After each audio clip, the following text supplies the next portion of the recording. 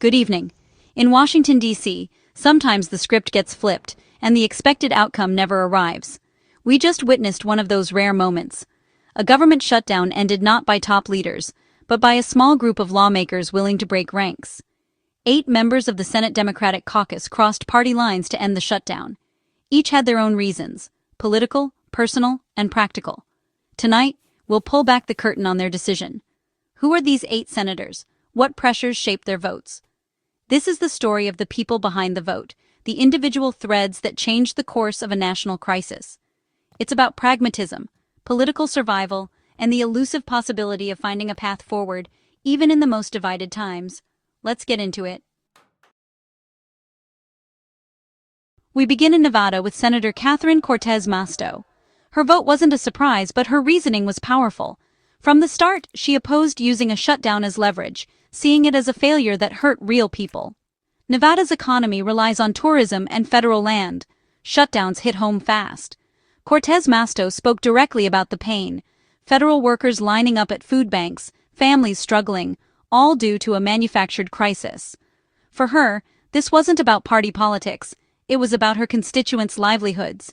She's always focused on kitchen table issues, from her days as Nevada's Attorney General to the Senate.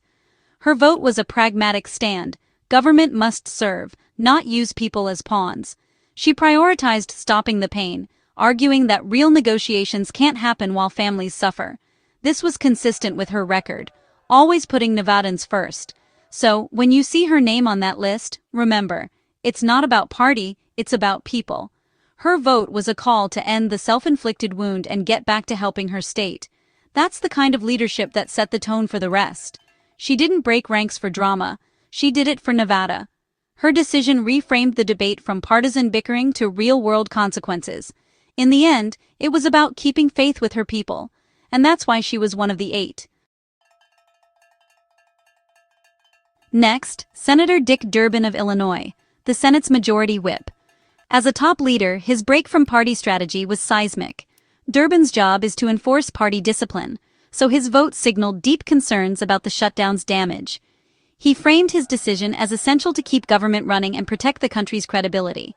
With retirement on the horizon, Durbin was free from electoral pressures. He could focus on legacy and institutional stability. His vote wasn't just personal, it gave cover to others, transforming a rebellion into a strategic move. Durbin's experience told him the shutdown was unsustainable. He acted as the adult in the room, prioritizing the institution over short-term wins. His leadership made it easier for others to follow. This wasn't a haphazard group, it was a purposeful faction, with Durbin's blessing. His vote was about protecting the Senate and the country, not just party interests. In the end, Durbin used his position to steer the chamber toward resolution. That's the mark of a true institutionalist. Among the 8 was a former governor from a swing state, a leader used to building coalitions, not just rallying the base. Governors are judged by results, not rhetoric. They know compromise is survival. This senator brought that executive mindset to the shutdown crisis. Instead of seeing it as leverage, they saw it as a management failure. They became a broker, working the phones, finding common ground, and translating legislative warfare into problem-solving. In a swing state, voters expect solutions, not gridlock.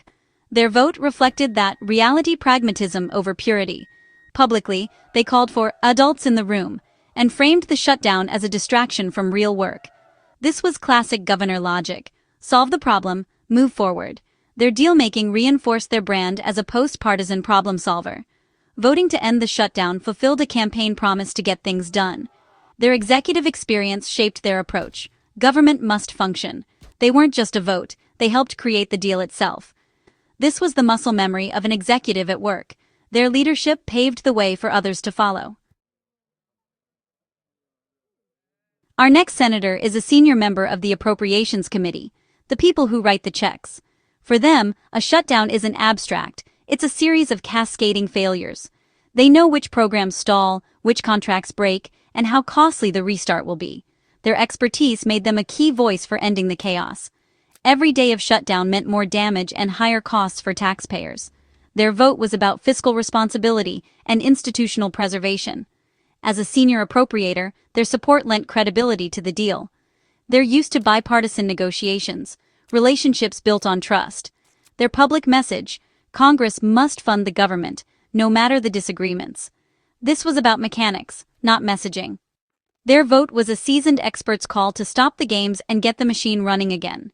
They weren't just following, they were guiding. That's the power of experience in the Senate. What happens when a senator has nothing left to lose? Our fifth senator had already announced retirement, freeing them from political pressures. No more campaigns, no more attack ads, just legacy and conscience. This liberation allowed them to vote purely on merit, what's best for the country and the Senate. They wanted their final chapter to be about problem-solving, not gridlock. Their vote provided cover for others, absorbing political heat. It was also a message to their party: don't overplay your hand. Their public comments reflected decades of service and a desire to restore common purpose. This was a vote for government to work, not for party games. It was a final lesson from a veteran: put the country first. Sometimes the purest votes come from those with nothing left to prove. Our sixth senator comes from a presidential swing state, where every vote is a balancing act. Lean left, risk losing moderates. Lean right, anger the base. The shutdown vote was a perfect example of this squeeze. The base wanted a fight. The broader electorate wanted results. Internal polling showed impatience with gridlock. The senator chose to appear moderate, betting on long-term survival. Their messaging emphasized bipartisanship and ending the stalemate. To the base, they argued it was a tactical retreat for a better fight later. This was political necessity, not ideology.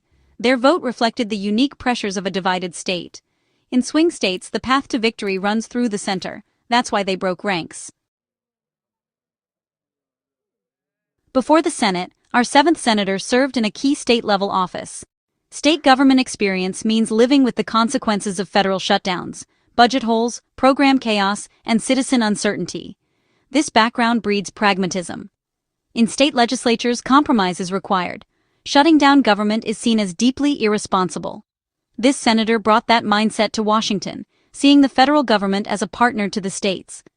Their vote was driven by the pain and chaos shutdowns cause back home. They heard directly from state officials desperate for resolution. Their focus: fund the government, restore partnership, and cut through the nonsense. Their public explanation highlighted the impact on their state's programs and people. This wasn't about party, it was about allegiance to their state. That's the power of statehouse experience in the Senate. Deals in Washington are rarely solo acts. Our eighth senator was another key broker, working behind the scenes to build consensus. They reached out to moderates on both sides, leveraging relationships to find a solution. Their motivation was part principle, believing in compromise, and part political calculation, building a brand as a dealmaker. They weren't a headline grabber, but a trusted intermediary. Their work involved countless private conversations, building a bipartisan coalition to break the deadlock. Their involvement showed this wasn't just a couple of outliers, it was a coordinated effort. This gave the movement momentum and credibility. When the deal was struck, they could claim a real victory, pulling the Senate back from the brink. Their reasons were clear. The cost of inaction was too high.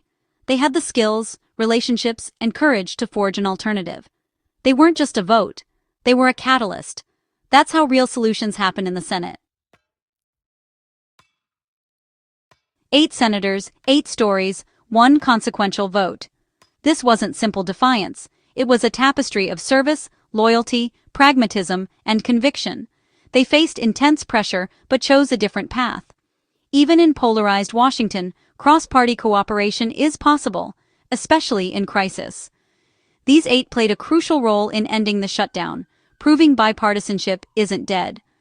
Congress is not a monolith, it's a collection of individuals with unique pressures. Sometimes a handful can change the outcome. It's a small but vital echo of a different way of governing. The center may be battered, but it hasn't disappeared. Thanks for watching.